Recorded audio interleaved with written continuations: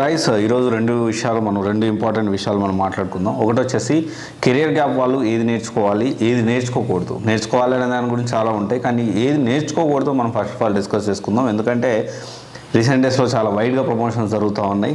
And ఏది decision తీసుకోవాలి, ఏది నేర్చుకోకూడదు అనేది ఒకటి. ఇంకొకటి వచ్చేసి ఫేక్ ఎక్స్పీరియన్స్ పెట్టాం, జాబ్ వచ్చింది పోయింది, ఇప్పుడు ఏం చేయాలి. సో ఈ రెండు టాపిక్స్ మీద మనం ఈ వీడియోలో మనం క్లియర్గా డిస్కస్ చేసుకుందాము. అండ్ కెరీర్ గ్యాప్ వాళ్ళు ఏం నేర్చుకోకూడదో తెలుసుకునే ముందు ఫస్ట్ ఆఫ్ ఆల్ ఫేక్తో జాబ్ వచ్చింది పోయింది. జనరల్గా ఒక సినారియో ఉంది. సో చాలా సినారియోస్ ఉన్నాయి. ఒక స్టూడెంట్ మన దగ్గరికి వచ్చిన తర్వాత ఎక్స్పీరియన్స్ పెట్టి జాయిన్ అయ్యాడు. జాయిన్ అయిన తర్వాత జాబ్ పోయింది. అప్పుడు ఫేక్ ఎక్స్పీరియన్స్ పెట్టడం అనేది తప్పు. ఆ తప్పు చేసేటప్పుడు కనీసం ఆ కంపెనీ గురించి తెలుసుకోరా? ఏంటి ఫేక్ పెట్టావా?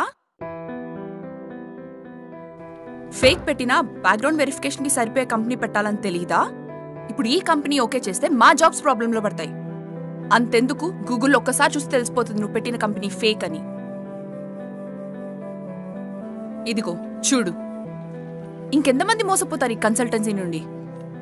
అర్థం చేసుకోవాలి. ఎందుకంటే కనీసం ఫేక్ ఎక్స్పీరియన్స్ పెట్టేటప్పుడు అసలు ఆ కంపెనీ ఉందా, ఎగ్జిస్టింగ్ ఉందా లేదా, దానికి సరైన మెయిల్ ఐడి ఉందా లేదా. సో ఇప్పుడు దానికి సంబంధించి కనీసం కంపెనీ ఉందో లేదో కూడా తెలుసుకోరు.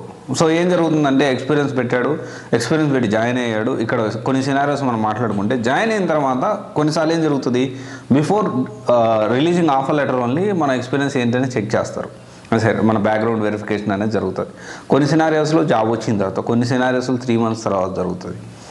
అండ్ కొన్ని సినారియోస్లో చాలా అర్జెంటుగా తీసుకొని ఉంటారు. వాళ్ళ ప్రాజెక్ట్ అయిపోయి 4-5 months అయిపోయినాక వర్కౌట్ అవుతుంటే ఉంచుతారు. 6 months తర్వాత అప్పుడు బ్యాక్గ్రౌండ్ వెరిఫికేషన్ చేస్తారు.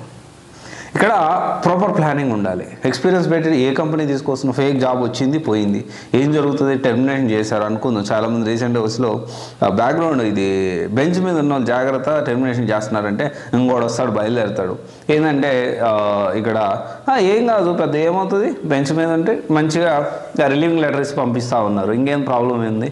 సో బెంచ్ మీద ఉంటే మోస్ట్ ఆఫ్ ద టైం అలాగే జరుగుతుంది. కానీ కొన్ని సినారియోస్లో ఏం చేస్తారంటే, ఎక్కువ సినారియోస్లో మనం మాట్లాడుకుంటే ప్రజెంట్ నీ బ్యాక్గ్రౌండ్ వెరిఫికేషన్ అనేది రీచెక్ చేసి నీదే తప్పు ఉంది, ఇమ్మీడియట్గా రేపటి నుంచి నువ్వు మానే అని చెప్పిన పరిస్థితులు చాలామంది ఉన్నాయి.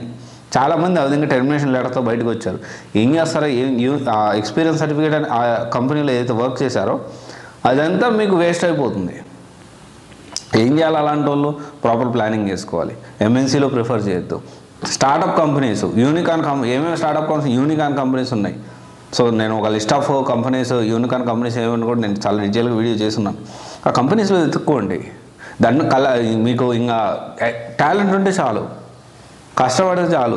ఇంకొకటి ఏంటి అంటే, ఇవన్నీ తెలుసుకోకుండా నాకు ఎంఎన్సీలోనే కావాలి, 15 లక్షల జాబ్ కావాలి, 15 లక్షల ప్యాకేజ్ కావాలి, ఒక 20 లక్షల ప్యాకేజ్ కావాలి. సో ఈ విధంగా ఆలోచిస్తూ ఉంటారు అనమాట. So which is not correct. ఇంకొక విషయం ఏంటి అంటే, we cannot discuss many things with others. Main important ఏంటంటే, ఫేక్ జాబ్ వచ్చింది తర్వాత పోయింది. మీరు చేయాల్సిన పని ఏంటి అంటే, పక్క వాళ్ళతో ఎప్పుడు డిస్కస్ చేయదు. అట్ ఎనీ కాస్ట్ బాగా నమ్మకస్తులు, బాగా దగ్గర వాళ్ళు అయితేనే మీరు వాళ్ళతో డిస్కస్ చేయండి. దాని దగ్గర సొల్యూషన్స్ అనేవి మీరు వాళ్ళ దగ్గర ఇన్పుట్స్ తీసుకోండి. కెరీర్ గ్యాప్ వాళ్ళు చేయకూడదు, ఏది నేర్చుకోకూడదు. సో జనరల్గా ఫస్ట్ పాయింట్ ఏంటి అంటే, ఏం నేర్చుకోకూడదు. ఎందుకు నేర్చుకోకూడదు అంటే, ఎక్కడ దొరుకుతారో మనం తెలుసుకోవాలి. సో చాలామంది మెయిన్గా దొరికేది కెరీర్ గ్యాప్ వాళ్ళు ఫేక్ ఎక్స్పీరియన్స్ పెట్టినప్పుడు దొరికేది ఎక్కడంటే కేటీ సెషన్స్లో దొరుకుతారు. నాలెడ్జ్ ట్రాన్స్ఫర్ చేసేటప్పుడు ఖచ్చితంగా చాలాసార్లు దొరికే అవకాశాలు ఉన్నాయి. అండ్ ఆ టైంలో డిస్కషన్ కానీ టెక్నికల్ వర్డ్స్ మనకు తెలియకపోవడం, వీటన్నిటి వల్ల మనం అప్పుడు తెలుస్తుంది. అండ్ తర్వాత వచ్చేసి standup meeting and Teams meeting. ఖచ్చితంగా ఏంటి అంటే, ఈ రెండు సినారియోస్లో ఎక్కువగా దొరికేదానికి ఫేక్ ఎక్స్పీరియన్స్ వాళ్ళ ఛాన్స్ ఉంది. అండ్ కొంత మీరు తడబడ్డం కానీ, మీ బిహేవియర్, యాటిట్యూడ్ భయపడడం కానీ, ఇవన్నీ చూసిన తర్వాత ఏంటి అంటే, వాళ్ళు ఇంకా మీ వెనకాల పడి మీ పక్కనే కూర్చొని మిమ్మల్ని ఫోర్స్ చేస్తూ ఉంటారు అనమాట. అది చేయండి, ఇమీడియట్గా ఇప్పుడే చేయండి, అలాంటి పరిస్థితులు. ఎందుకంటే మీరు జెన్యూనా కాదని తెలుసుకోవడం వాళ్ళ ఉద్దేశం. కొంచెం హెరాస్మెంట్ కూడా జరిగేదానికి అవకాశం అయితే ఉంది. అండ్ దెన్ టూల్ సైడ్ వెళ్ళాలి, టూల్ డెవలప్మెంట్ సైడ్ వెళ్ళొచ్చు, ఫ్రెషర్గా వెళ్ళొచ్చు. కాకపోతే ఏంటి అంటే 2018 వరకు మెయిన్గా జావా అనేది బేస్ చేసుకొని మీరు ప్లాన్ చేసుకోవచ్చు. అప్పుడు మీకు ఫ్రెషర్గా అవకాశం ఉంటుంది. కానీ అదే కేసులు కాకుండా అందుకంటే ఎక్కువ గ్యాప్ ఉంది, అందుకంటే తక్కువ గ్యాప్ ఉన్నా, ఎక్కువ గ్యాప్ ఉన్నా, మ్యాక్సిమం ఏంటి అంటే డెవలపర్ సైడ్ కెరీర్ గ్యాప్ ఉంటే ప్రిఫర్ చేయకపోవడమే కరెక్ట్. కెరీర్ గ్యాప్ ఉన్న వాళ్ళు అటువైపు అసలు నేర్చుకోవద్దు, అంటే టైం వేస్ట్ అవుతుంది.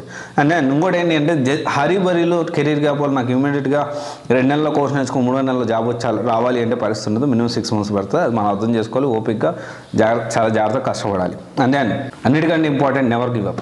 నేను ఒక వేస్ట్ ఫెలో, ఒక దరిద్రుడినేమో. సూర్య, మనం లక్కీరా. మనకొచ్చే కష్టాలు కాదురా, లైఫ్ మనకు నేర్పిస్తుంది. ఒక్కసారి ఆలోచించు, నీ లైఫ్లో ఏం జరిగిందో.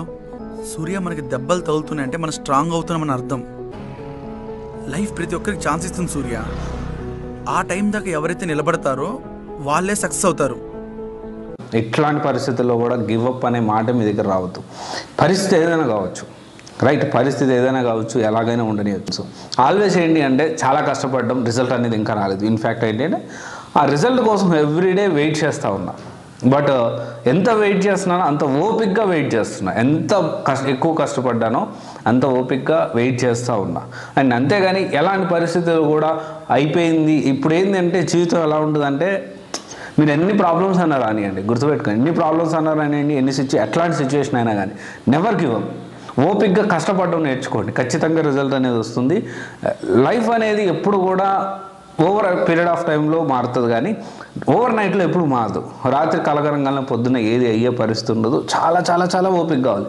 కొంతమంది చాలా కష్టపడి డే అండ్ నైట్ కష్టపడి కోర్స్ నేర్చుకొని 100 ఇంటర్వ్యూలు 150 ఇంటర్వ్యూలు అటెండ్ అయ్యి ఉంటారు. గుర్తుపెట్టుకోండి, జాబ్ వచ్చే వరకు అది 200 కావచ్చు, 1000 కావచ్చు, 2000 కావచ్చు, ఎన్ని ఇంటర్వ్యూలను అటెండ్ అవ్వగలగాలి, ఆ ఓపిక మీకు ఉండాలి.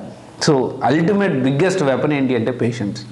పేషెన్స్ కంటే, ఓపిక కంటే మించిన వెపన్ అనేది లేదు. ఎంత కష్టపడ్డా కానీ ఆ రిజల్ట్ వచ్చే వరకు మనం వెయిట్ చేయాలి. మన ఓపికగా మన కంట్రోల్ అనేది తప్పకూడదు.